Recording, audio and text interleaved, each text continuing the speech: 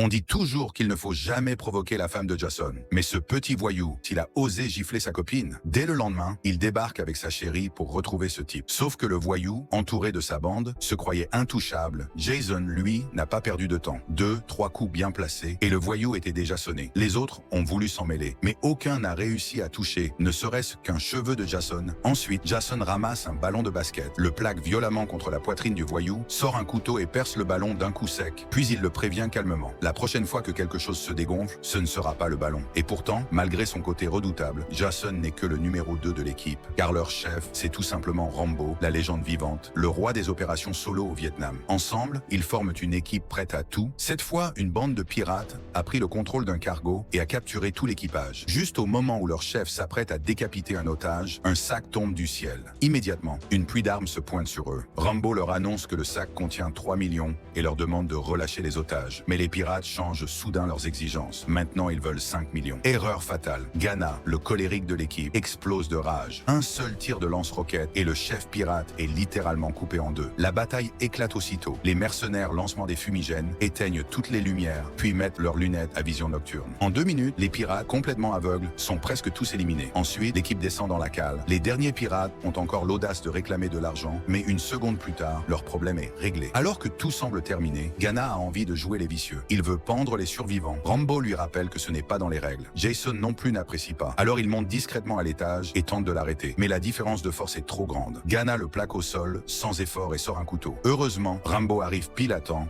et stoppe l'affrontement.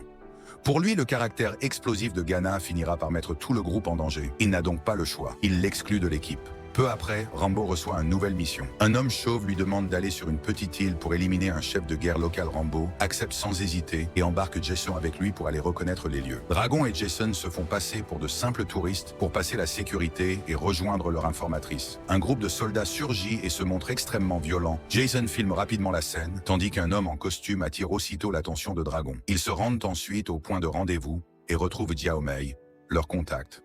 Elle leur montre les lieux et explique brièvement la situation sur l'île. Autrefois paisible, les villageois ont vu leur quotidien bouleversé depuis l'arrivée de cet homme en costume. Avec la complicité d'un général, il force maintenant les habitants à cultiver des plantations de drogue à grande échelle. Arrivé à destination, Jason descend du véhicule pour partir en reconnaissance. C'est alors qu'un groupe de soldats repère Dragon et ses compagnons.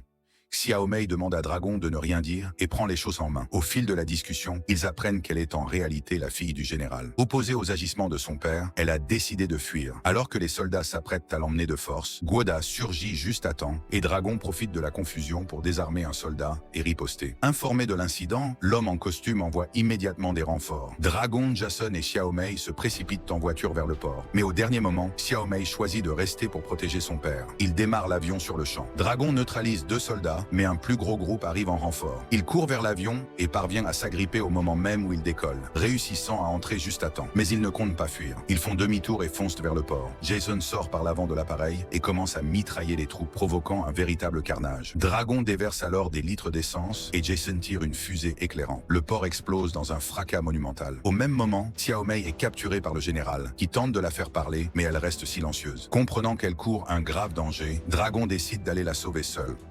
Mais dès qu'il monte dans l'avion, il découvre que tous ses équipiers l'attendaient déjà. L'équipe d'élite s'est faufilée dans le repère du général et a posé des dizaines de bombes à retardement tout autour de la bâtisse. Pendant ce temps, Oncle Long a retrouvé la charmante Xiao Mei dans sa cellule. Mais au moment de s'échapper, le chauve les a pris par surprise. Ils se sont fait tous les deux capturer. Juste au moment où le chauve allait leur faire du mal, l'équipe d'élite est arrivée juste à temps. Jason et son pote ont montré leur mouvement super agile et se sont débarrassés sans effort de dizaines de soldats. Malheureusement, Oncle Long était mal en point après avoir été tabassé par le chauve. Pile au moment critique, une série de coups de feu assourdissants retentissent. C'était Da Zhuang avec sa mitrailleuse lourde. Mais alors qu'ils allaient entrer dans la résidence du général, une foule de soldats les a encerclés. Au même moment, l'homme en costume a kidnappé Xiao Mei. Le général s'est enfin réveillé. Il a jeté de l'argent pour que l'homme en costume s'en aille, mais celui-ci n'a jamais accepté. Profitant de l'inattention du général, il l'a abattu d'une balle. Les soldats ont cru que c'était l'équipe d'élite et se sont mis à tirer comme des fous. Dès que l'homme en costume est sorti avec Xiao Mei, Oncle Long a déclenché les bombes. L'immeuble s'est effondré dans un fracas. L'équipe est passée à l'action immédiatement, utilisant toutes sortes d'armes pour éliminer les soldats. La mitrailleuse de Da Zhuang était carrément terrifiante. Des démolissant une tour de guet en quelques tirs. Oncle Long, lui, a transformé son pistolet en une véritable mitraillette. Voyant l'homme en costume essayer de s'échapper en hélicoptère, Oncle Long a ramassé une roquette. Dajwang est arrivé pour l'aider. Oncle Long a tiré une rafale de balles dessus,